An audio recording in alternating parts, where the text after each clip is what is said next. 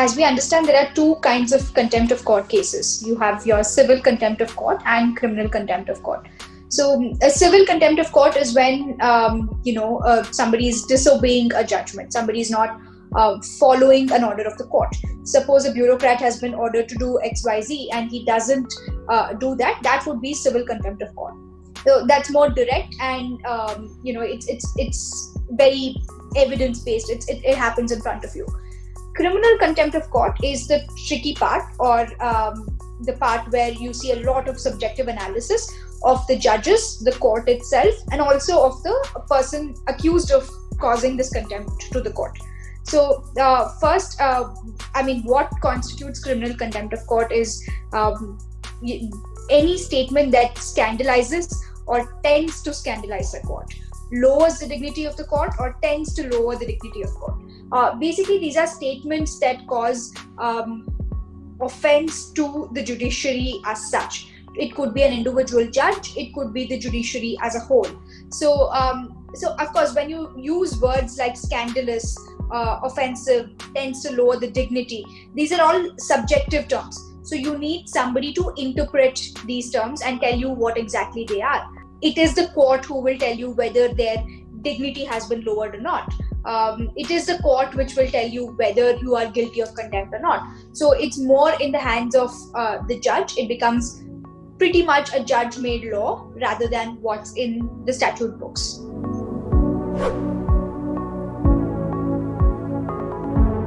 If you look at how criminal contempt of court is defined as such, it's like I said, it's very subjective and very overreaching. So anything could qualify as being contemptuous till the court decides one way or the other.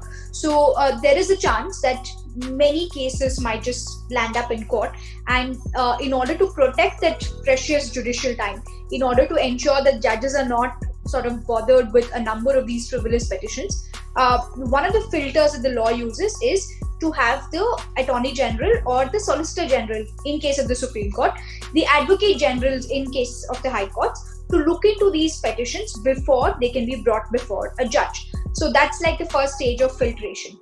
So the Attorney General for India, as his office is referred to, is the senior most law officer in the country and is supposed to be an independent constitutional authority. So he is not either for the government or for the court. As an officer of the court, he has a duty towards the people of India. So it is assumed that this person who holds this high office will independently test the seriousness or the genuineness of the complaint that has been brought before him.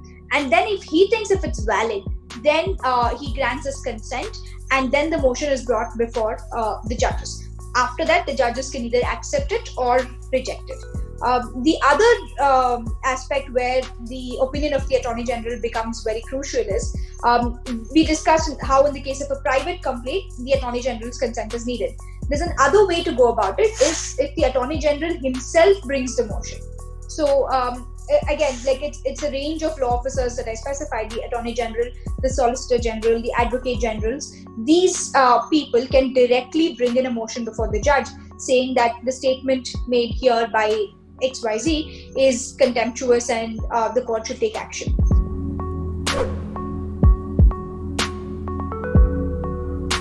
If you look at every private complaint that's been brought, that is, if a private citizen like that of comedian Kunal Kamra, these are all 2020 cases, like from Kunal Kamra to actor Swara Bhaskar to the comic illustrator Rachita Taneja. So these are all cases in which private citizens, that is, more or less law students, had brought this complaint before the Attorney General, and the Attorney General had to give his sanction to these or not to these complaints. But there is another category of cases where the court itself takes cognizance on its own.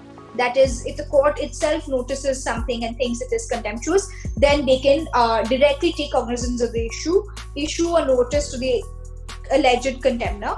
Like in 2020, you had the case of Prashant Bhushan, where although there was a complaint made to the Chief Justice of India, the court also took suo motu cognizance on its own to bring in a case of contempt of court against Mr. Bhushan.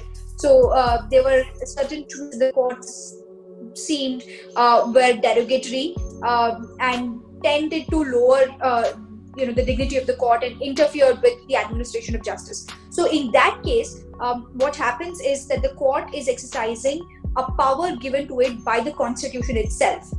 Under Article 129 of the Constitution, it says that the Supreme Court is a court of record and has the power to punish for its own contempt.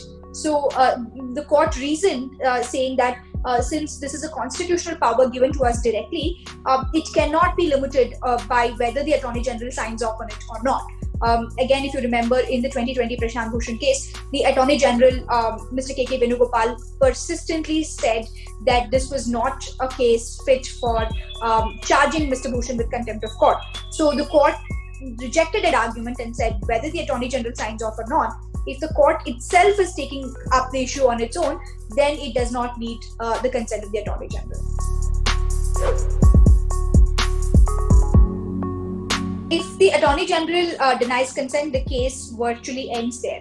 Like for example, in 2020, you had another case which was concerning author Shefali Vaidya, and there were certain tweets that were again presented to the Attorney General as being contemptuous. But the Attorney General denied his consent to that complaint, and the reason being that these tweets were made at least a year ago and had passed the limitation period for bringing in charges against her. So in that case, once the AG says no, the matter pretty much ends there.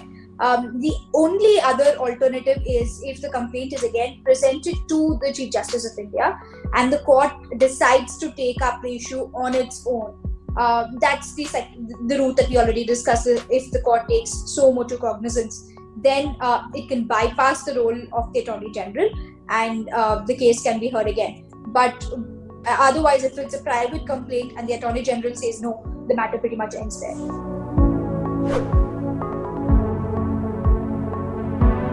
Once the Attorney General has granted consent, the proceedings can sort of kickstart.